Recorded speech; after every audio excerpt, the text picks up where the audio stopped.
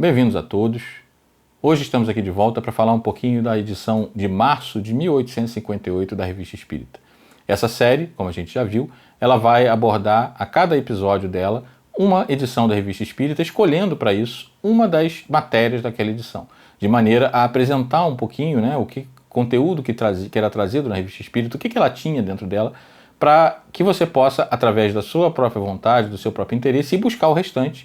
E como a gente sempre fala, aqui embaixo vocês vão encontrar o link para fazer download de toda a coleção que a Federação Espírita Brasileira disponibiliza gratuitamente, Então é possível você baixar. Também é possível adquirir, se você assim o quiser, em papel, mas ela está disponível em PDF para download, ok? Então o link aqui embaixo. Então, falando um pouco dessa edição de março de 1858, ela traz esses itens que estão aqui do lado, no seu índice, E a gente escolheu, dentre esses itens, um deles, que é, mais uma vez, assim como na edição da semana passada, uma instrução de São Luís. Ele está presente o tempo todo, na codificação, e não foi diferente nessa revista também. E ele fala sobre a fatalidade e os pressentimentos. Então, o que é fatalidade e o que é pressentimento? Ele traz primeiro, trazido uma história, e essa história é a seguinte: uma pessoa, ela envia uma carta ao Kardec, uma carta para a Revista Espírita, porque a Revista Espírita, gente, ela era uma revista, assim como a gente conhece hoje, com o objetivo de abordar a doutrina espírita. Então ela tinha gente que mandava carta para lá. E uma das cartas, de uma pessoa que o Kardec não identifica, ela conta uma história passada pela pessoa que está escrevendo, onde essa pessoa sofreu um naufrágio. Ela estava atravessando um determinado local, tinham 8 pessoas, ela e mais 7, na embarcação, e houve um naufrágio, e nesse naufrágio 4 dessas pessoas vieram a falecer, vieram a desencarnar. Outras 4, incluindo aquele que escreve, o missivista, não desencarnaram e conseguiram se salvar, porque depois de algum tempo eles estavam lá segurando em pedaços do barco, e a maré os levou até perto da praia, eles conseguiram nadar até a praia e se salvar.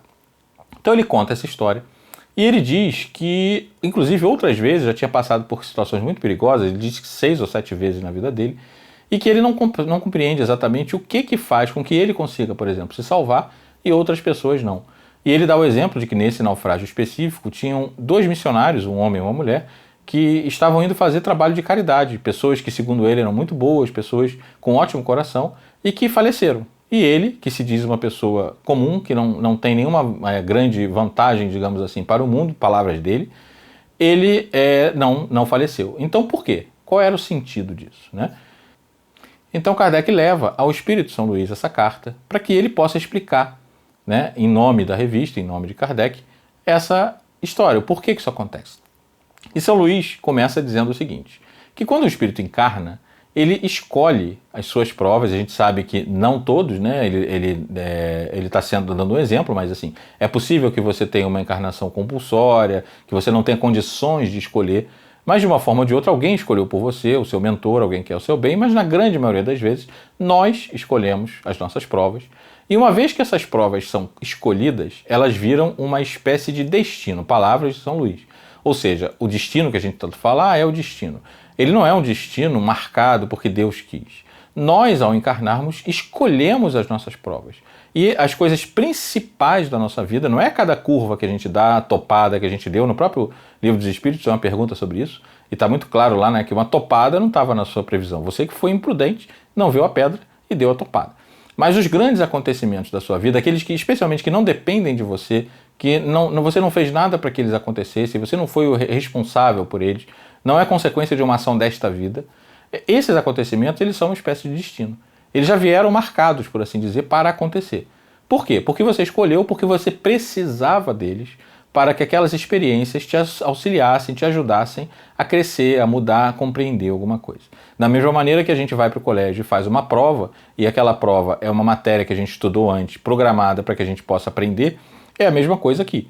A gente vai receber provas de acordo com a nossa necessidade. Então ele começa explicando isso. E, apesar disso, o espírito ele tem o livre-arbítrio e ele decide como ele vai atravessar essa prova. Então uma coisa é a prova, é o suposto destino, é aquele acontecimento importante da sua vida que está agendado e que vai acontecer. Não há, em tese, como evitar. É claro que existem exemplos que a gente conhece na literatura espírita de coisas que foram amenizadas porque a pessoa teve uma vida muito boa, fez tudo certinho, então no final das contas a prova foi amenizada. mas de uma maneira ou de outra ela aconteceu, embora amenizada. Então eles dizem, o São Luís diz o seguinte, que você decide como você atravessa essa prova. Né? É uma decisão que você tem. O seu livre-arbítrio ele não foi esquecido, só que a prova vai acontecer. E você tem a oportunidade, durante esse momento que você atravessa a prova, de ter ajuda dos espíritos bondosos ou daqueles espíritos que ainda não aprenderam o suficiente, que estão ali para tentar atrapalhar. Você vai escutar quem você quiser. Então aquele espírito bondoso vai tentar te dar força, vai tentar te dar coragem, vai te dar os caminhos corretos. E já o espírito que não quer o seu bem, ele vai tentar de alguma maneira te desviar do que seria o ideal, seja sofrendo mais do que o necessário, e o sofrimento, na verdade, que é opcional, a dor é obrigatória, mas o sofrimento é opcional. Então ele vai tentar te atrapalhar, ou ele vai te sugerir soluções que na verdade não são soluções, só vão piorar a situação. Né? É aquela coisa da emenda que é pior do que o soneto. Você vai tomar uma atitude tentando, entre aspas, resolver o problema, e você vai se enrolar mais ainda porque a atitude não foi correta moralmente, porque você fez alguma coisa que vai te trazer problema posteriormente. Né?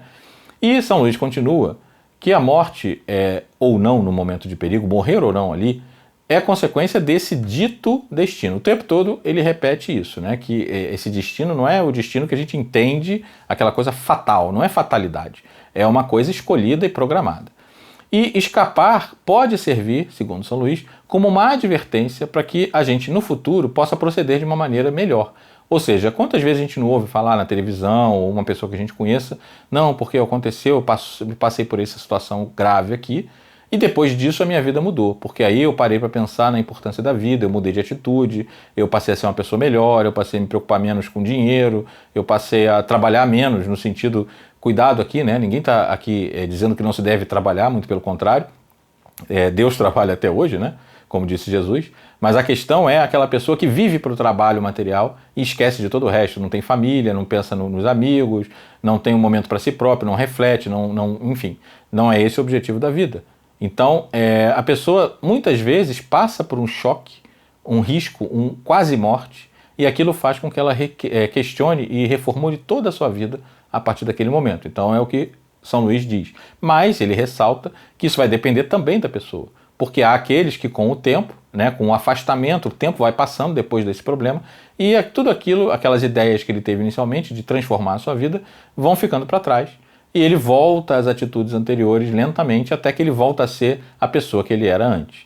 Né? Então, isso também é parte do livre-arbítrio, aproveitar ou não essa lição, esse susto, por assim dizer, que a vida nos dá.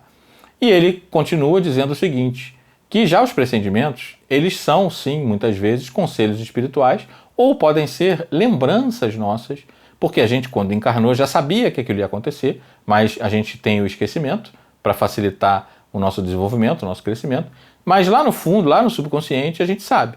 Então, a gente pode ter aquele pressentimentozinho de que algo vai se passar e aquilo vai com a gente, né, durante muito tempo. A gente também ouve falar muito disso, e são muitos exemplos na literatura espírita, no dia a dia, de pessoas que dizem aquele que não pega o avião, que tinha certeza que se pegasse ia morrer, esse não tinha que morrer ali. Por isso ele não foi. Né? Ele foi intuído e ele mesmo sabia que ele não tinha que pegar. É claro que a gente tem que ter cuidado aqui, porque nesses momentos aparecem todos os tipos de história, né? Vão buscar os exemplos, porque o fulano... Muitos desses, gente, a gente não pode acreditar necessariamente uma intuição. É porque a natureza, que é como as coisas funcionam, a natureza fez com que a pessoa perdesse o avião, porque ela não tinha que estar ali naquele momento.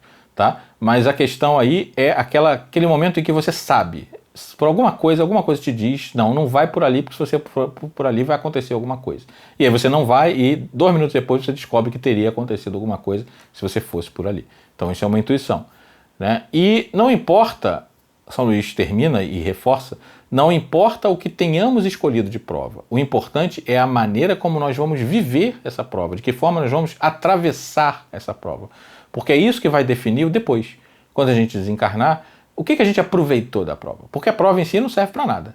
O que serve é a nossa maneira de encarar essa prova e o que a gente pode extrair dela de bom para crescer e para se transformar. Ok? Então, isso vale até ressaltar, nesse finalzinho, é muito comum a gente ouvir aqueles que de alguma forma são detratores do espiritismo.